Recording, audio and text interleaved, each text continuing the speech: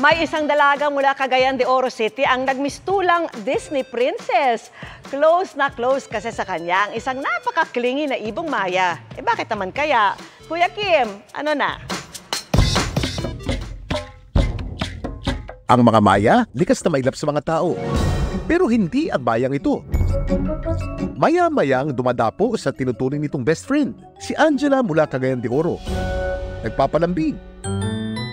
At sumasama pa sa mga family outing. Pumunta kami ng Camiguin. It was his third time. And then last week, we went to the Hilayan. Very cute siya. Very clingy kasi siya sa amin. Favorite niya yung hinahawakan namin yung ulo niya. Ulit-ulit lang hanggang makatulog siya.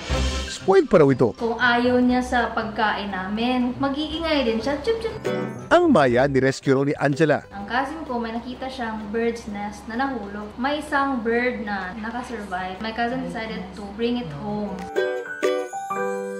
Kuya Kim, naging pambansang ibon nga ba ng Pilipinas ang Maya? Kuya Kim, ano na?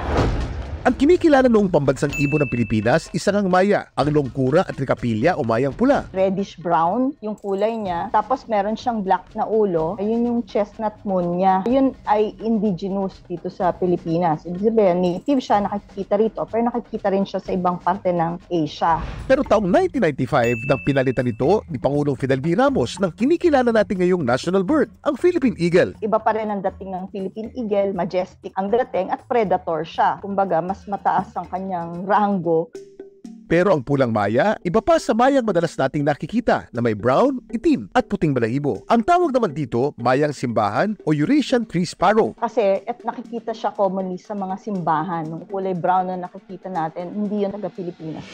Bakit naman kaya tila napapalapit ang isang mayang simbahan kay Angela? Pagka inalagaan mo sila ng bata pa, meron silang tendency na ma-imprint pinakain niya, kaya napapalapit sa tao. Which is of course dinidiscourage natin sa wildlife. Pero in this case, kung Eurasian sparrow siya, hindi masyadong mahigpit.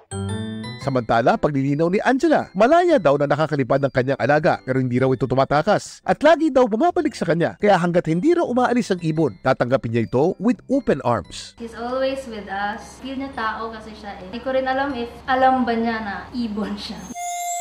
Laging tandaan, importante ang may alam. Ito po si Kuya Kim at sagot ko kayo, 24 oras.